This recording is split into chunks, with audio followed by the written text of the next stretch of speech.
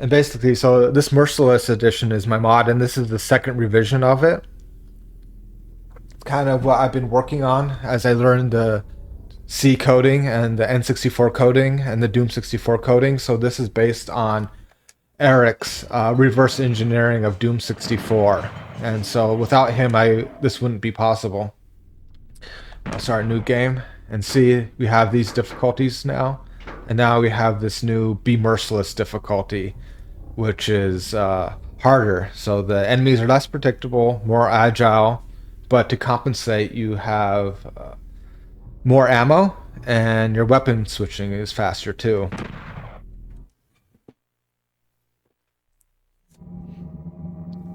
Alright, I'll show some of the options off. So, hey, Jigalag! So this is normally the max brightness of Doom. So by default, Doom 64 starts at this brightness, and then this is the normal max. But with my modification, you can double it to that.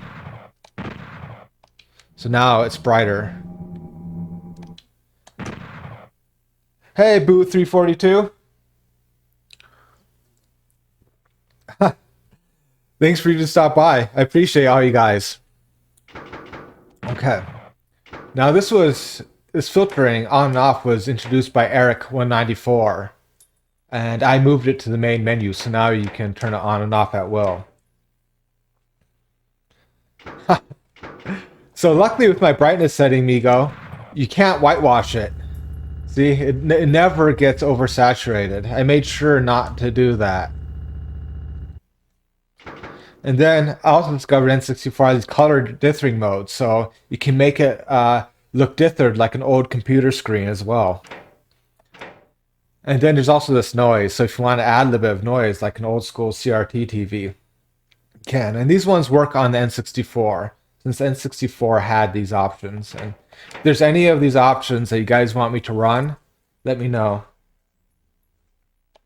Okay, Migo, so the vulnerability still has a whiteness to it. I didn't touch that.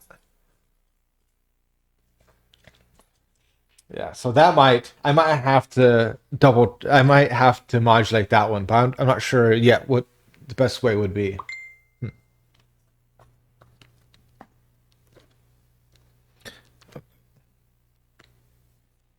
All right. So yeah, I think I'll play with some of this dithering filtering on. So you might not notice it when I switch it on. It might look blurry to you. So interlacing is when you go where it goes in between frames and it introduces lacing of them. So it makes that motion a little bit smoother. I bet that you do. I bet making it sharper really affects that bit rate jig lag. So here, let me put on interlacing, and it just makes it a little bit blurrier. So this would work better on a CRT TV because I'm running it through a device that's trying to de-interlace it, so it makes it a little bit blurrier, but makes the motion a little bit smoother at times. But I prefer it off. And now I also added a new default controller configuration scheme. So Retro Fighters. So if you have a Retro Fighters controller, this setting might work great for you. This is my preferred setting. All right.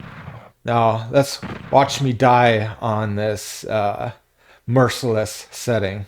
All right. See these guys. I try to cheese it. Try to cheese them. And I'm playing on the N64, so I'm using the N64 controller. Right. Ooh, I might have to go grab some more health.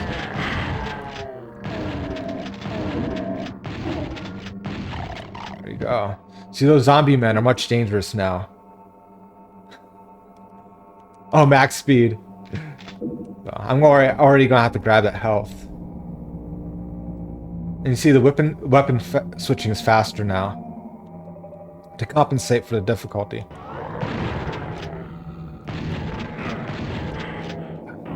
Still just taking my health down every bit.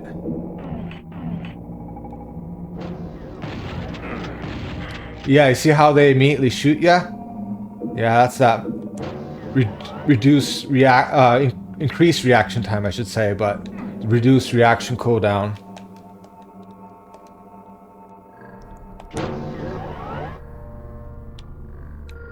Right. And actually, switching the weapon swap was pretty easy. They have a specific speed variable that I could adjust. Okay, so I'm already hurting for health, so I might die already, but I'm going to take this. See that? Those bastards? Immediately just blasted me.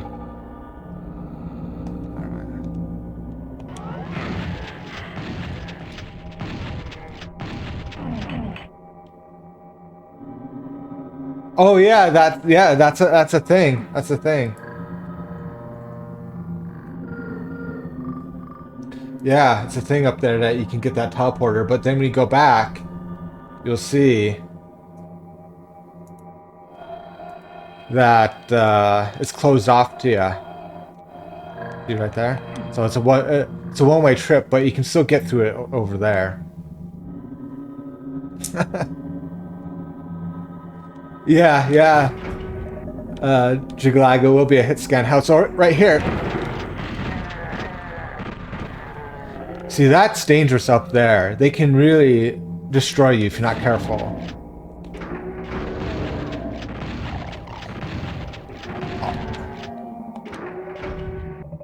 Is there anyone else up there? There must be. Oh yes, I hear you. Bastard. Right.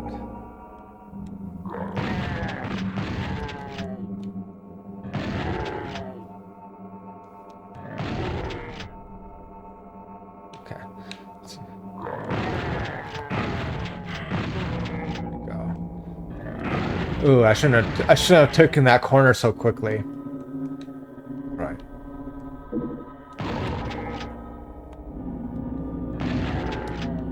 Alright.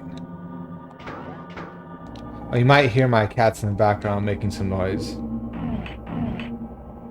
Yeah, those assholes. Alright, so now I'll go through some more of the options. So I'll turn that color dither off.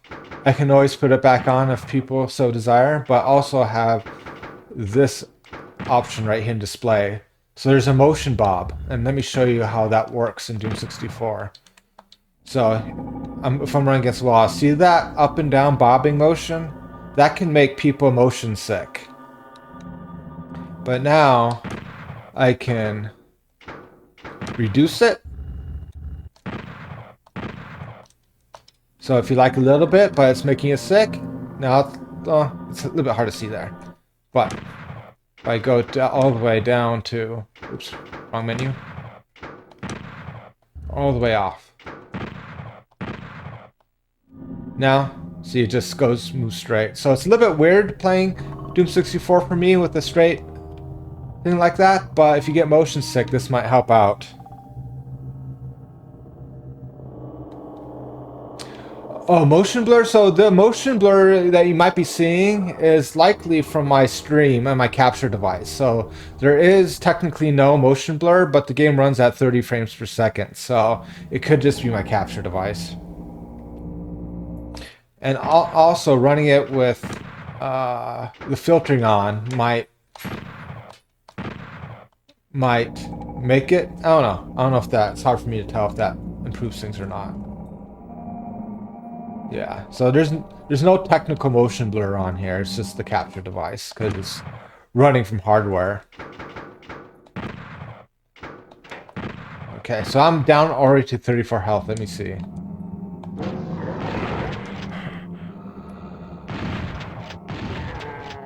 Leave me alone, you bastards.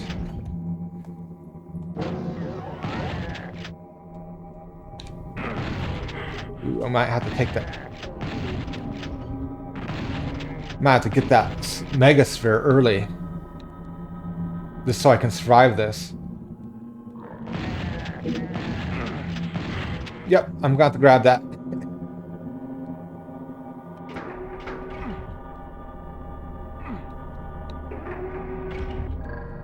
So, yeah, in this difficulty, it helps out if you know the secrets, right?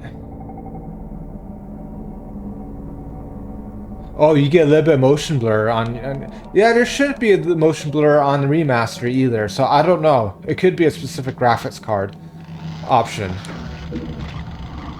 Come at me, you pinkies. Oh,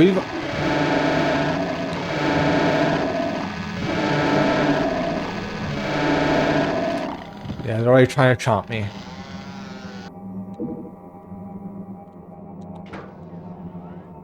Yeah, one thing that Eric added in the Nightmare difficulty, which Merciless Edition is based off of, is their bite attack rate's faster for the pinkies.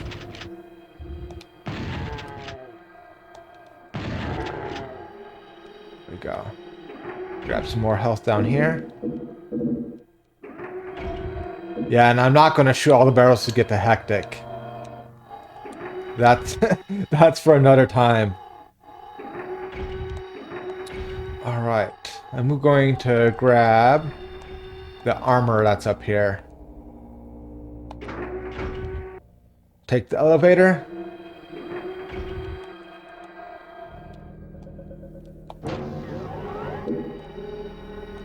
Yeah, and I'm using that new Retro Fighters wireless N64 controller. It's quite nice. Helps my bad aiming out.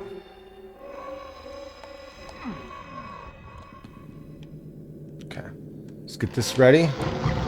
Come on, you bastards.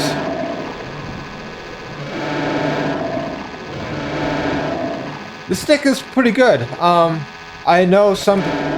Oops. I took a break in chainsawing to talk. There it goes. So, I know people say with modern controllers that the stick can be a little bit sensitive for N64 games, but works great on Doom 64, and I played some Mario 64 with it, and it seems fine too.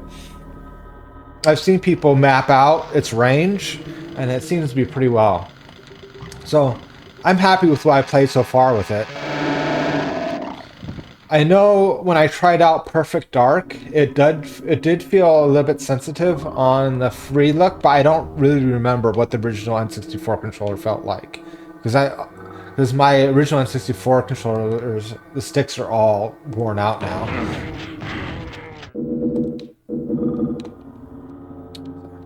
Alright. Damn, I just ate that right in the face. I forgot about that there.